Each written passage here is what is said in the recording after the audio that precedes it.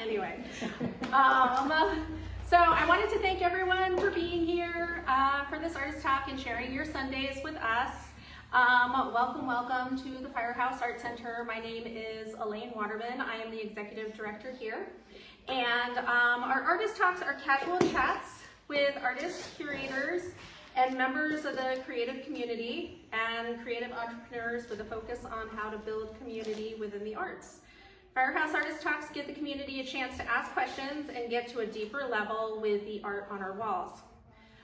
We are taping this talk, and you can find it on our YouTube channel, and along with our past artist talks and presentations. I just wanted to start off with a couple of updates for the Firehouse Art Center. So life drawing is tomorrow.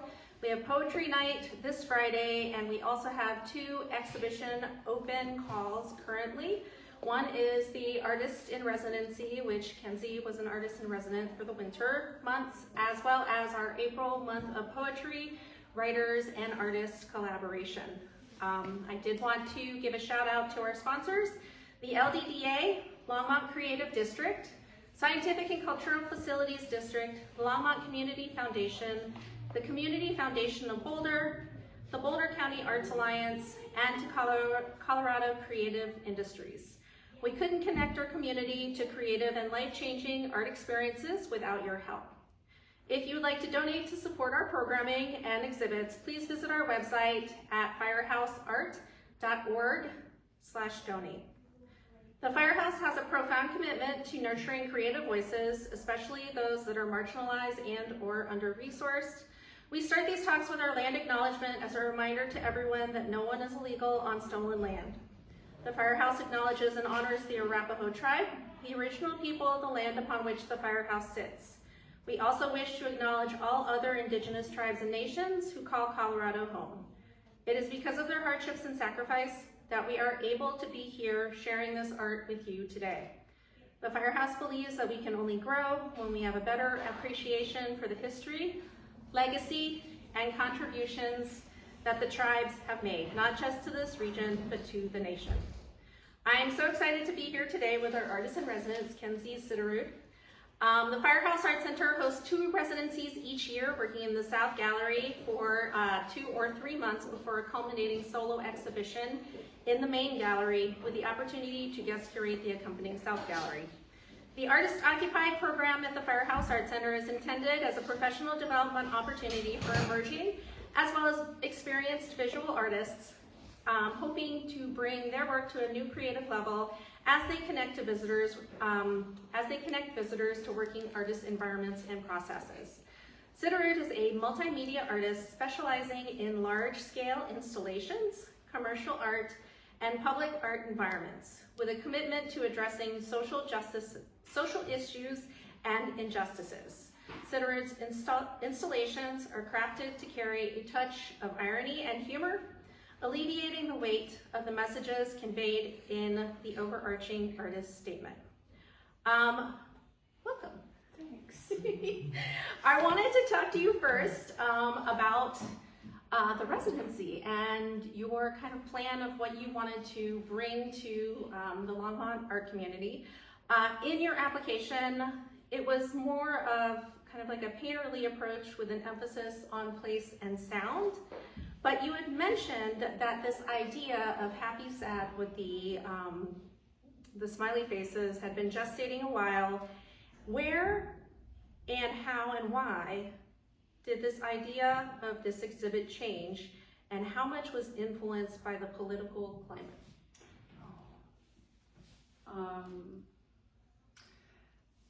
Okay, so I don't think it actually changed too much. Okay. Yeah, so I did originally, we did try and failed very harshly when we did that. I wanted to record the, okay, backing up, here we go. Okay, hi everyone, thanks for coming to my artist talk. I'll get grounded here. Yeah, I mean, I have a tendency to work and shift quickly and just like follow a wave, and a wave was coming and the wave took me away. And the iconography, my original intent was to I did kind of capture it in here was to capture the community sounds, which we tried when we did the runway walk. Yes. And it just wasn't translating, and it was just like trying to force something that wasn't working. And so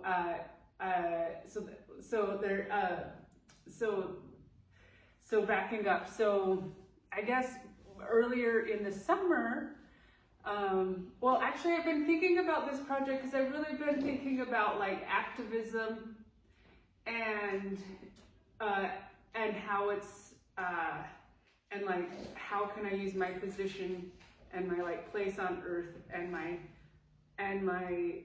privileges on earth to better the world. I didn't think about how to be an activist without just posting on Instagram.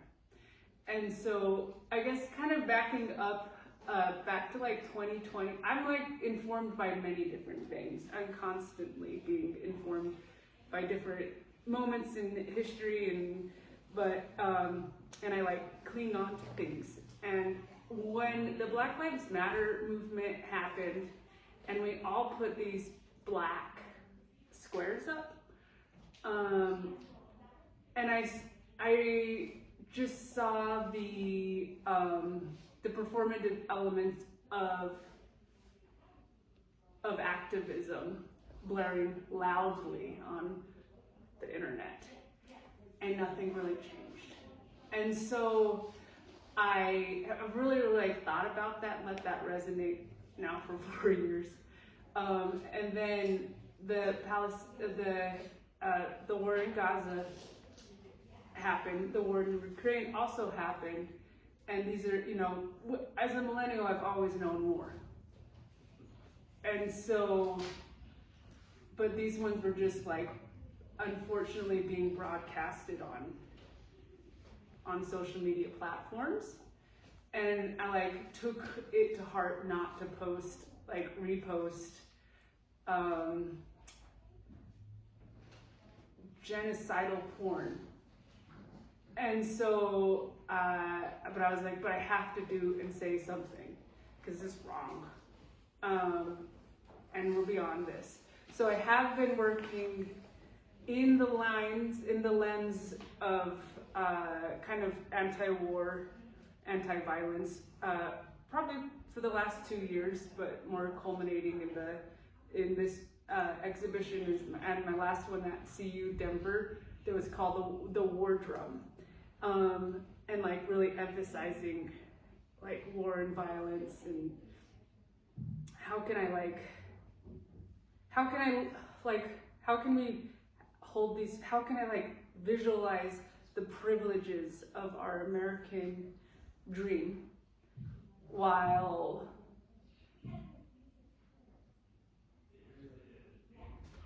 there's so much war and destruction happening around us.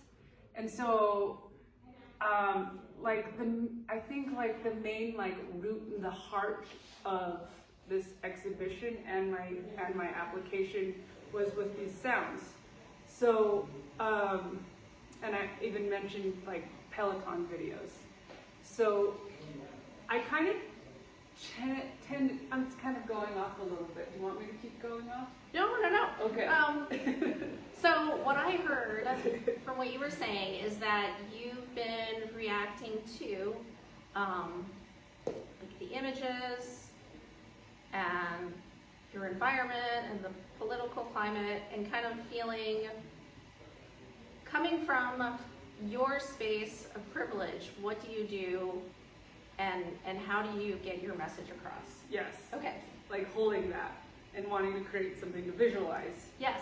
That space. Yes. So great listening skills. So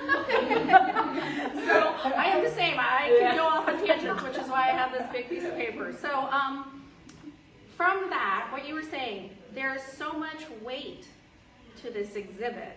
Mm-hmm. And it starts with the title, Happy Sad. Mm-hmm. Can you talk about how the title came to be, how you selected the smiley face, and then we'll kind of go from there. Yeah. I guess there's 2 parts with the titling. Well, there's 3 parts with the titling. And so I'll start with the functionality of the titling. It's uppercase happy, lowercase sad with a slash in between, and that's just brand standard to like some of my titling, because I have a tendency to do juxtapositions, us, them, something in between. So there's like that, which is just like a typographic nerd element. But secondarily, I have a son. My wife and I have a son, and he's 2. And we were teaching him about emotion, and like part of being a parent to me is being a performance artist. And so I think I was sitting there and going, happy face, happy face. And I just like resonated with me, was just telling this like 2-year-old like about emotions and the happy face. Or what about your sad face? So trying to teach these emotions. And then I often pull from my dreams, and I had a very distinct dream. Couldn't tell you what it is, but I do remember like feeling, oh, this show is going to be called Happy Sad. And so I think that was even like back before we even started working on that was in the end of or middle of summer when the titling came to me. But it's like, well, here's the title now. What you can make out of it? So the happy, sad, like the happy, show me a happy face, show me a sad face, that was part of one of your community interactions. Yes. Did you find it was hard to get people to like show these emotions? And also like, how do you feel that, in times of war, in times of conflict, how do you see that like display of emotion in others? Like, do you feel like it's hampered? Well, I think that we're kind of more in a weird toxic positivity trait, or toxic positivity train. Yeah. And so that was kind of commenting to that of like us holding this privilege of like this, while children are losing their lives.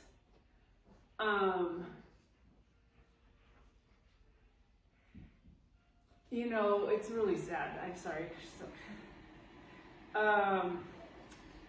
Yeah, so it's kind of like bringing that to life is like, this is what's happening. We need to stop and take a minute. But with these videos, they were very fun to actually, so with the residency, we have to do community engagement, and this was part of my community engagement was directing people's emotions. And it's also just like a way to like bring the community into the work itself, into the body of work. And some people are more shy, and and then there's people that are like very expressive. But I think I think if you like listen to my direction on the video, I'm pretty expressive, and then people feed off of energy, and so they're feeding off my energy with the direction of the happy and the sad. But I also think it's kind of an interesting commentary of like the dictation of our society, that we're like supposed to be happy now, be sad now, like be angry now, like be sad now, and we just keep doing it. I don't know, it's like an algorithm that we've like turned into an algorithm, not an actual human existence. And that is something I'm also thinking about, is like humanity as a hackable algorithm, and how we're already starting to do so. That's maybe the next steps in my work, but that's a little bit, yeah, so that's a little bit with the happy sad, yeah, with that video in particular. And I remember when we first started kind of planning the exhibit and going through the applications, kind of explaining what you do, and I guess we should have started this, like, how would you classify your work, and do you find that this is kind of a departure or kind of moving further? I think it's actually a reintegration into the artwork that I actually feels really good to me. And bringing back like my own like, I feel like this embodies me a little bit more. I've had like a couple like, 2020 kind of messed me up. Many people. Yeah. And I think getting back to like my practice has been, and like who I am as an artist and my voice as an artist, it's been hard for me to get back to that place, but I feel like I'm feeling a little bit more myself. As you can see, I have a Pantone selected yellow behind me, and that makes me very happy. And like bringing some of these like super curious colors or loud colors, like the color yellow in and of itself is actually really stupid to put in a gallery because historically anything that is yellow doesn't sell. Blue does. I heard that yellow makes you hungry too. Yeah. It's linked to fast food and branding and sense of urgency as well. Obviously, like when you're an artist and you're creating art, like I brought my students in here from art class and we came and we talked about like, what do you think of when you think of art? What does an artist do? And what do you try and show the viewers when you're an artist? And it really comes down to like making them feel something, making a connection maybe. So these yellow faces, they're made out of, like these smiley faces are made out of, what material did you use? Concrete and balloons, and latex balloons, yeah.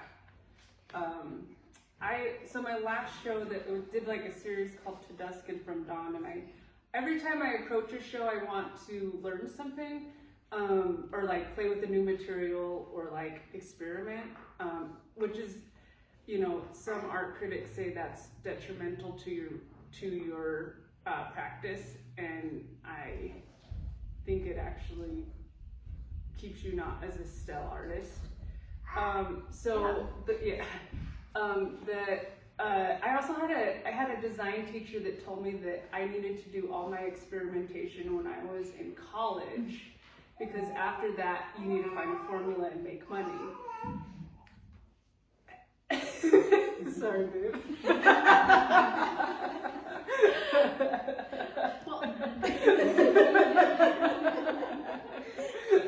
The reason I bring that up is that these balloons, I mean, they're obviously made out of something that's very hard, right? Yeah. But the way that you shape them, they're being pressed in between things. So it's like the happy face, but you're being pressed, you're being compressed, and what is compressing you?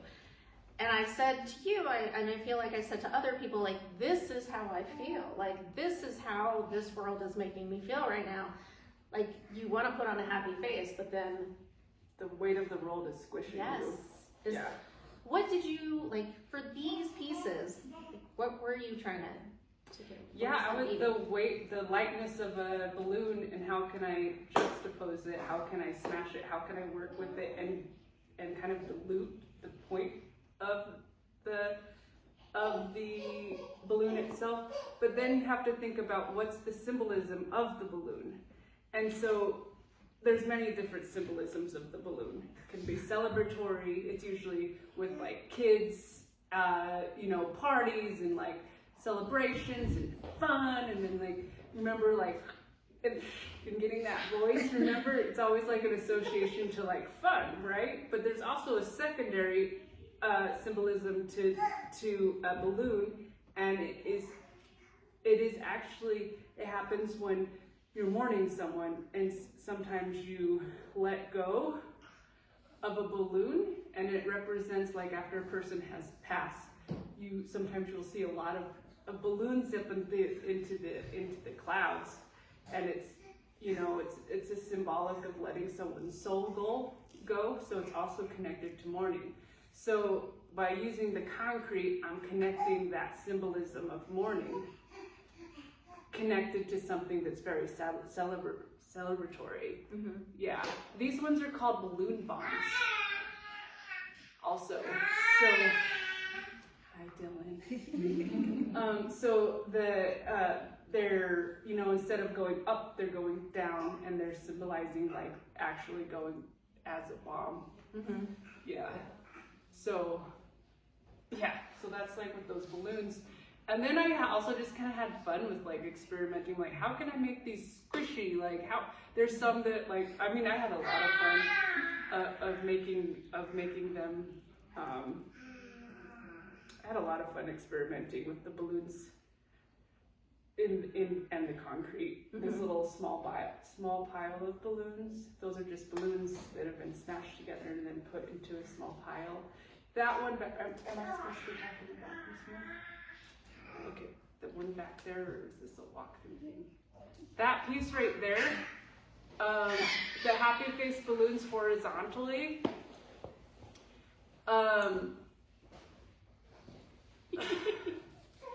So a week before my whole family got sick, before putting this up, something happened that I couldn't be in the studio, so I couldn't like work out the final touches of the show and like the mechanics of the show. And so that piece in particular was supposed to be this way, but we were sitting there and all of a sudden, and then I like reflected on happenstance, and also like one of my like people that I admire and pull from is from the Dada, the 1919 movement. The Dada, it's Marcel Duchamp, and Duchamp, he had a piece that was I can't remember the title name, but it's a piece that he painted that was on glass, and it was brilliant.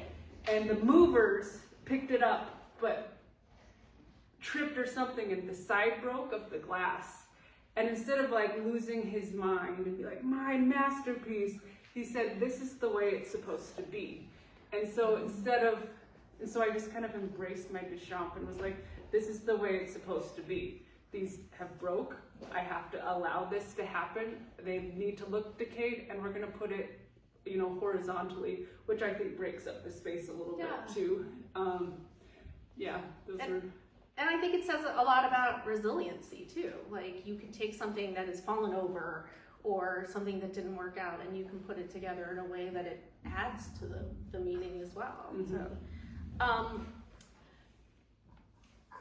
So obviously you're working with contrasts, with happy and sad, and the conflict that's caused by that contrast.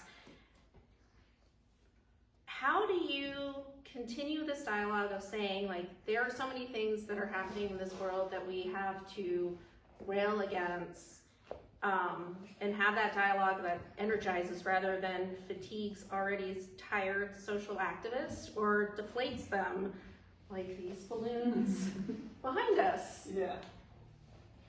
So can you say it a little bit more? Okay, so simpler. So many things are happening in this world. We all want to do better, but it takes work.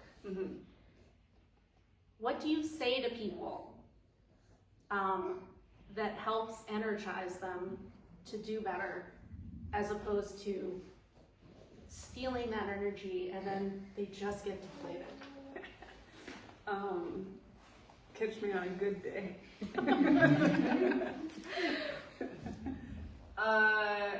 I mean, I feel deflated.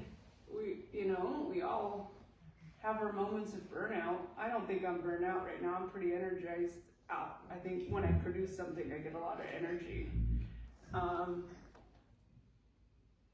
I drink. Okay, I know this sounds stupid, but drink water. No, does not sound stupid. Also, like, I don't know. I mean, I guess I can tell you the steps that I do, Because we can sit back and let fascism happen and watch it happen and allow it to happen. Or we can strategically work towards changing the system. And yeah, the system might get destroyed. But the good thing about big destruction is that it can be rebuilt again. I mean, look at the Nazis. They took, you know, several years of like destroying and killing and doing terrible things, but you know, until now, it was a terrible time in history, and it wasn't like a cool thing, like these right-wingers, you guys look like idiots. Like so stupid and so ignorant. I guess maybe, what do I say to people? I don't know what to say to people because I'm pissed, and I think you should be pissed too, and you should use that anger, you should use that belly anger and figure it out. Like, not figure it out, that sounds so stupid, but like, do something. It's not like, don't post on fucking social media. Like, that is doing very little. That is doing the bare little, it's performative. Picking up your phone and calling your senator and calling your representatives, not just Democrat, recalling your Republican, doing 4 phone calls a day, doing some kind of like, I guess I wanted to make I'm sorry, I'm getting a little frustrated, but I wanted to make a chart for people, because sometimes like to have a schedule of your activism, then you can actually see progress within your own self. So like figuring out your schedule of what you want to do for that week, that you can mark and get your little, you know, happy face sticker to like just prove that something is happening, and something will happen. We just have to keep doing it. And then when push comes to shove, we gotta be brave. We gotta be brave, because cowardness will allow we will watch people be marched down the streets in terrible ways if we don't be brave. And that might be protesting in a way that makes you feel uncomfortable, not going to work, writing letters to your conservative member, talking to the day of politeness needs to end. Especially white politeness is what got us here. Us being polite, not wanting to talk about politics, or being scared to talk about politics. It's not working. So like, figuring out your own activist plan, I have resources in the back, I give you some resources, but that will make you feel energized if you could just see all those little happy faces that you're making progress, because you are going to make progress, but you got to drink water and you need to exercise. And I think that's great. I think a lot of people feel like, oh, I don't know what to do. Like, just putting it on a calendar, I think it's like, it gives you actionable steps. Mm-hmm. So I think it's great advice, as well as the water. Mm-hmm. Exercise is the best thing too. Like, that's the Peloton video. Can you talk about that? Yeah, okay. Yeah. Definitely. I mean, I've been staring at this. I've been looking right at it, and I'm thinking like, that video it's three parts. So let's talk about the 3 parts. And then on the video, the YouTube video that we're going to post will show references to each of the works that we're talking about. But so the first part is, did you want to speak to? Yeah.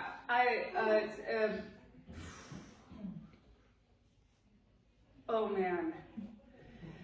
So I love iconography. I'm like a trained graphic designer, so I always hang on to like iconography. And I also have a type of mind that gets a little bit obsessed with things, and so I couldn't get this out of my mind, and so that means I had to make it. So the pink pussy hat, remember those when we were all getting on Etsy and we're like buying up our pink pussy hats? We were gonna go to do our marches and change the world. And now 4 years later, there's no rights, and women's rights to an abortion are abolished. except for in your state. So I like was listening after the election because the election. This is actually relevant. So this whole was started. I started production the day after the election, and it was kind of a hard time. I went up to Elaine a few times, was just like, ugh. Yep. Just crying.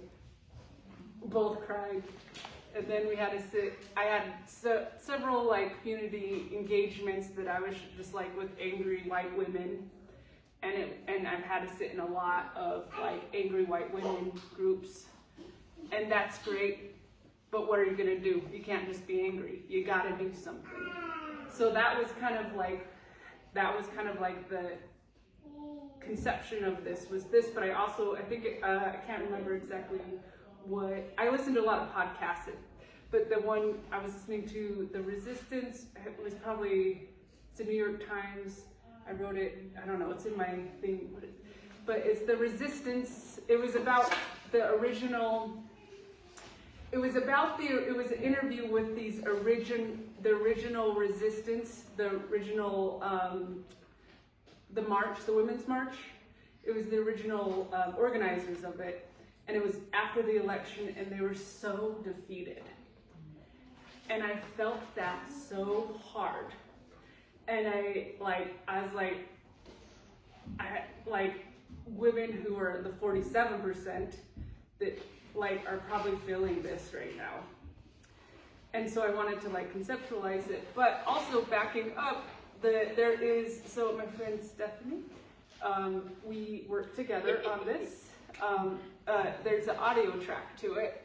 For the last, this is some more back history, going back to our first question. For the last year, since the Hamas attacks in Israel, and then the war in Gaza, I have been checking my privileges, and the way I've been doing it is that I've been working out using the Peloton app, and I've stopped it now because it was hurting my mental health so much, but I was doing my Peloton workouts, and I'd pause it and look up some news about Gaza, and then I would go back to my workout, and I'd flip back and forth between, not every workout, but a majority of them, I would check my privilege. In the middle of a push-up, I'd be like, someone just died, and then push up unjustly. Some child just died unjustly, and then I'd go back into it. So it's kind of a way of like checking my privilege at that moment, because there's so much simultaneousness that is happening in every single moment. Right now, someone probably just died unjustly. And so the Peloton videos, I also, every time my instructor would say something way privileged, I would take a screenshot of it and I would record what she said. And so these little recordings of this instructor, we clipped it and then juxtaposed it with sounds of war. So I resourced sounds from different clips of war on top of each other to create that juxtaposition of what I was like experiencing. So the pink pussy hat is a reference to those women marches and how I just don't believe in protest that way anymore. It has to, economically, it has to really impact people's wallets, corporations' wallets. Like, that's the only way we're gonna see change. And then the cake. Yes, let them eat cake. Indulging in privilege, not having to worry about food or anything. I mean, there's a lot to that, but it is like, that is the reference, is let them eat cake. There was also an experience that happened while I was, but I'm gonna kind of leave it out. yeah, that really inspired me for doing that. But it's a gluten-free cake from Whole Foods, and so it's very like from like the top of the, you know, the food chain, I guess, and then I ate the whole thing, just to like play with absurdity, indulge in American privilege of like, I'm eating my feelings and there's nothing I can do about it. I'm gonna direct stare at you. This is a direct consequence of, you know, so there's a lot to it. Ended up throwing up after this. And then the one with my friend Heather, she knit this whole stocking hat and just undid it. And it was just like the unspiraling of the resistance. And like just kind of just how that whole movement, you know, I think it did something, but I don't think it did enough. Anyways. So those are pretty deep and dark. You should be up here. So what's the happy part? Well, that's the iconography. Okay. I'm sorry, there's not much to it.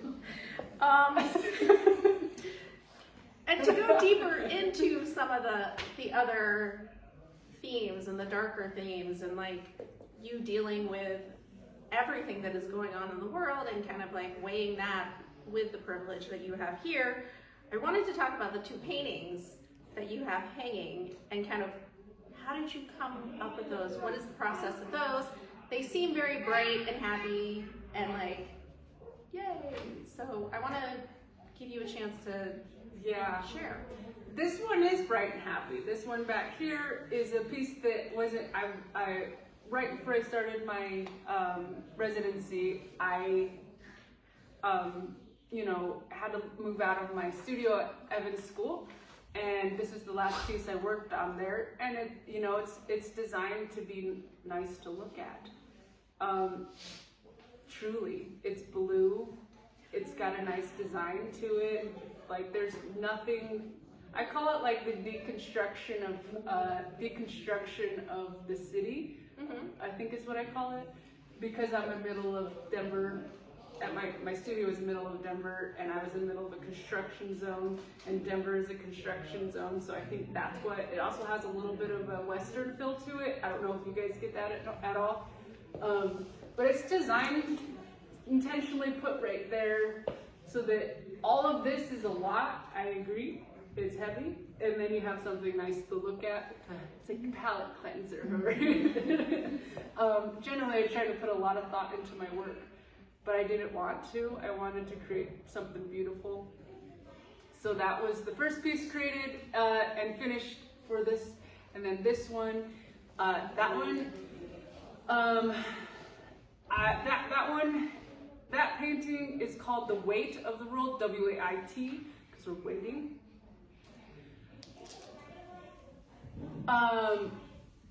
So there's actually, this is kind of a cool piece, but it's a really complicated piece, and I don't know, I'm not sold on it yet. So I took images of Ukraine, and I took images of Gaza, and I took apart, so I love deconstructing images, and so I deconstructed like little landscapes I saw of the destruction of the war, and kind of composed them together. Originally it was going to be a muted, I think either in grays or yellows. I didn't want to go super heavy with color. But in an act of passion, I decided to put red in there. Stephanie helped me with that decision. And then I was like, I'm gonna go ahead and put neon in here because that's the caution. It kind of like folds inside itself too. And I think that if I were to keep working on it, I think it would fold inside itself one more time. But the day, so a common critique people have about my painting is that I'm flat and precise. And yeah, I'm a graphic designer. So like I have heard several people be like, well, why don't you just make it a print? Like, I hate that. Like, it's like, I'm intentionally being as flat and intentional. Every time I paint, I mix from primary colors, and that's it. And whites. Primary colors, whites. So I wanted to push myself a little bit with like kind of my palette, even though it didn't really. But the day after the election, I was really distraught. The original composition was supposed to be this way, and it looks like the world explodes. Okay, so there you can see 3 different circles in there, and it's the explosion of the world. But you see the drips up on top. I came in and just was not in my right mind, and I just went, and it dripped down, and I was like, I'm not going to touch it, because that is the moment in which Vice President Kamala lost. And the impact of like what is to come, that embodies that moment for me. That really embodies the whole kind of trajectory of this whole exhibition, because after that I really loosened up and was like, okay, let's get like more experimental, playful.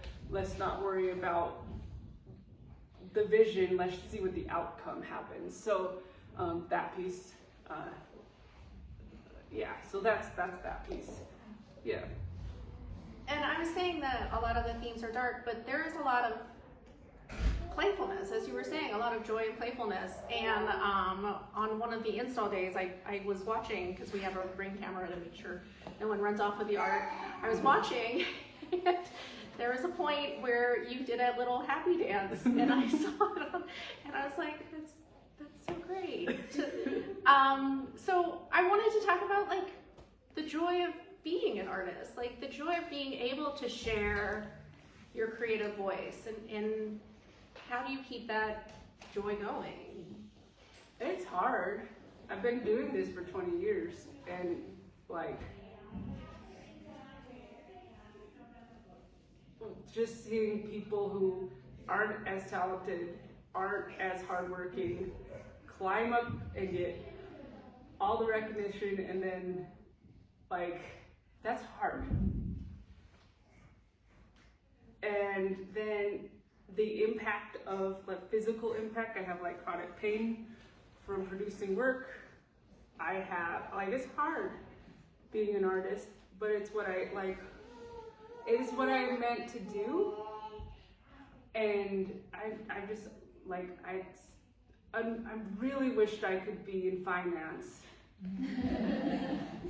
because it would be so much easier. But this is what I was put on earth to do. I know this. I feel it in my bones, and I keep doing it repetitively. And every time I'm in a studio, I get happy. And it's the only time I'm like truly happy. I'm usually like, I'm usually like in the future. Sam was talking how I'm always like prepping or like doing something in the future. It's the only time I'm actually present in my mind and in my body is when I'm in the studio. And that brings me a lot of relief and joy. But I don't know, that's why I kind of keep doing it. I also think I inspire young people to like I think art needs to happen, and it needs to continue to happen, and it needs to be supported, and I need to be an example. So I guess it just, I don't know, it just makes me very happy to produce artwork.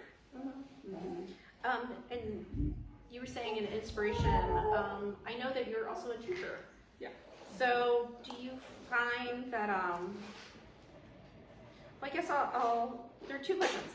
So teaching seems to be an important part of your creative life. When did you decide you wanted to share your knowledge? And speaking of teaching, do you have a mentor that helped you expand your practice or helped you become the artist that you are? The first part, well, actually the first part and the second part really go together, because I had a professor. So I'm you know, I'm a queer person with a conservative family, and a lot of us get, you know, unfortunately I'm one of them that got kind of, I don't know, what's the term for it? Disowned. Yeah, so when I was 19, I was at community college. I got asked to leave at Christian College Christian College. Anyways, that's a whole thing. But I was at community college, and I had all of a sudden, like, one day I had everything, and then the next day I literally had nothing. No parents, no parental support, no, like my finances I had no job, I had nothing. And so, and it was just like day and night. And but I was in college, I was in community college, and I was like, I'm determined to get my associate's degree. And I had this teacher, Charles Parson, who's a local, he's a local sculptor and amazing draftsperson, and he had so much inspiration. This man, you walked in the room and felt the energy of him just vibrate. And thank God he was there. And so he inspired me, and he was my mentor. And seeing his passion for teaching and embracing young people and mentoring young people, he is the reason I'm alive, I will say. And so I always valued that,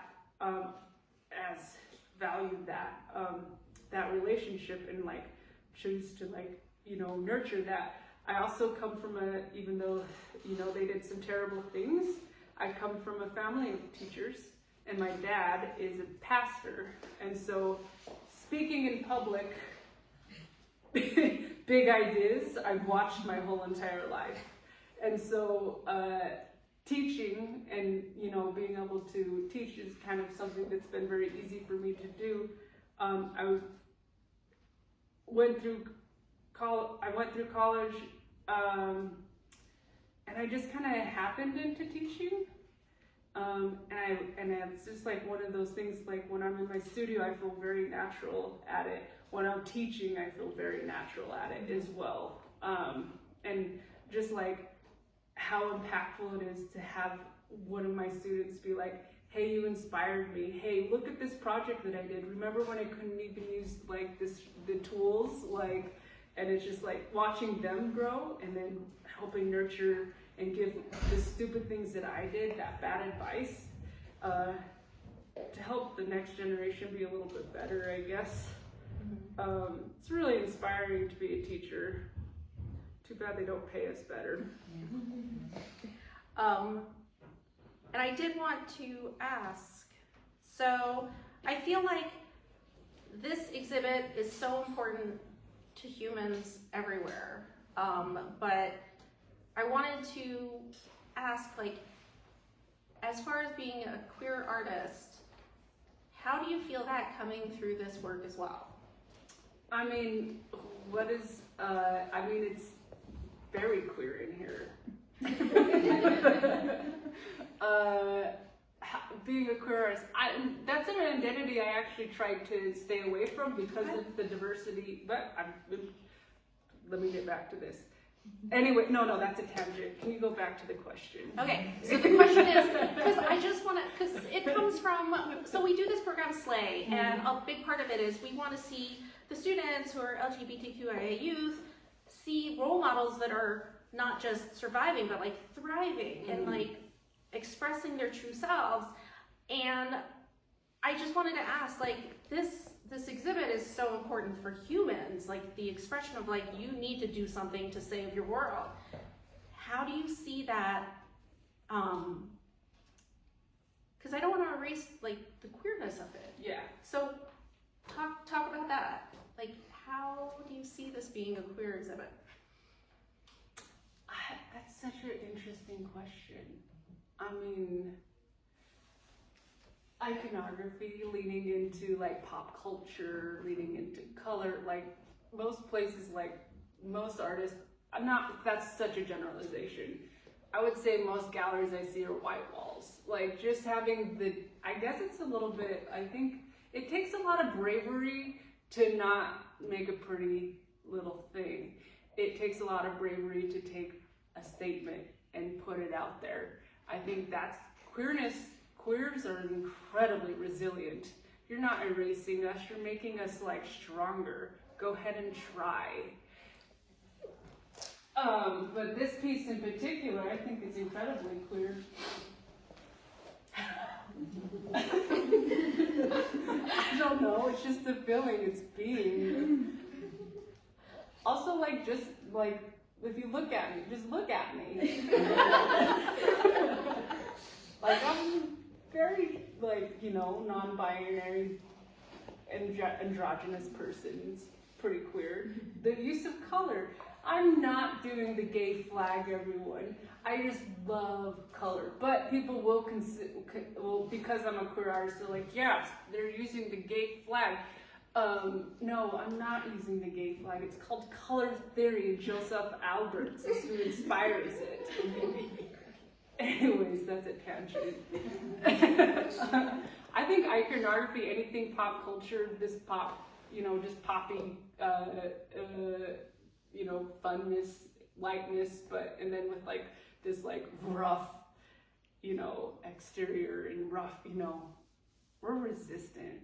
Queers are resistant. Also, okay, yeah, so. Are you done? Okay, okay. I wanted to ask, is there anything that I didn't ask you that you want to talk about? Like, is there anything that's coming up that you want to share? What's next? I do want to point out one more thing about this. Okay. We should turn this on. But the typography, this hasn't really been talked about. It says left, center, and right. And it's connecting our political system, how they pushed us so right, the left so right, and then they've pushed the center to the right, and the right has turned taking information from the left and reconsidering it and then making it a right idea. Also the typeface is oh shoot, I should have wrote it down. It's art historical, and it's a typeface that is used so I pull from the Bauhaus a lot, and the Nazi regime came in and, you know, got rid of the Bauhaus. But the Bauhaus had a sans serif typeface. They literally got rid of that, the Bauhaus, school of the Bauhaus, for many reasons, but one being their sans serif typography. The fascists had the preference for this one in particular. What? Is it stencil? It's not stencil. It's a black letter. So they use black letter typography within their designs because it was a nationalist typeface. So I used the specific typeface of fascists in the Nazi regime.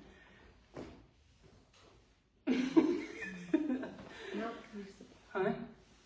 What? Okay, but yeah, so I thought that was pretty intentional. Yeah. And kind of maybe a little bit can kind of make some people angry. Wasn't intended that way. But what's coming up next is a dance party.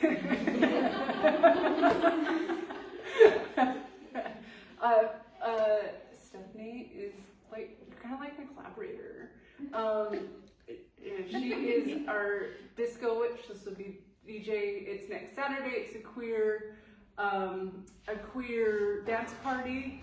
So we're gonna like, you know, have a party in here and just like dance and celebrate and just have a sense of joy, even for 3 hours. Just a safe space for queer community to like engage and be in community with. So that's happening, and then the week after that, I have like a public art commission that is heyday, and I'm doing a live performance piece, and I don't know what I'm actually doing quite yet, but that's in 2 weeks. And then, I don't know. Rest. Never rest. Maybe for a week. And I did want to give you a chance to tell everyone what is on the back table, or I guess the front table. Yeah, so I'm just like calling to action for people. Like, we cannot just sit and wait and just see. We need to actually be doing something. So on the back table, I have a list of senators, and I have a list of representatives, and then I have, so something I have done or want to do more of as well is write letters. And because sometimes it's hard to have face-to-face like talks with people, so it's easier to just write it out. So I'm like, this is a call to action to you, is to write your conservative family members or friends or people who need these messages of like, this is how it's destroying us. Write them a heartfelt letter, because the age of politeness got us here. I'm going to keep saying that. So we need to talk about politics, especially with our conservative and white community members. So I have some bullet points. So I did some bullet points if you want to have some just resources for that. I also have 2 scripts for you to call your members of Congress. Like this Medicaid, they're trying to get rid of Medicaid. There's just so much horrible that's going on, but there's some scripts. I don't know, they just need to hear our voices. So there's that. I also, if you're in the Gen Z generation, I wrote you a letter. Please pick one up. Even if you're not, you can have a letter as well. Yeah, so there's some resources back there. And please sign up for my mailing list. Because you just keep, I don't bombard you like quarterly, but just sign up so you can know what's happening. Yeah. Well, awesome. So we're gonna open up. We are running a little late, but I wanted to open up for questions for Kenzie. So if anyone has any questions, just speak loudly. We also have a walkthrough, and so you can kind of walk through and ask your questions as well. So we can do that too. But anyone? Hi. Thank you. This was great. I'm not gonna be able to stay for the walkthrough. And I wanted to ask you about the color of the color yellow, just like because of all of the different ways that you're kind of like saturating us in that like happy space of it, even though it's also like the color of the sad emojis, which is interesting. But I feel like you talked about it, but I'm curious if there is anything that you wanted to add about like, did your relationship to this color change while you were working on this project? Like, because for as much as like we're immersed in it right now, like you've like been in like the process of that immersion.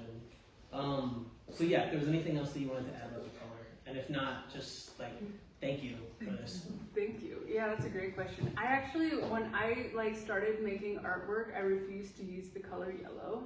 I hated it.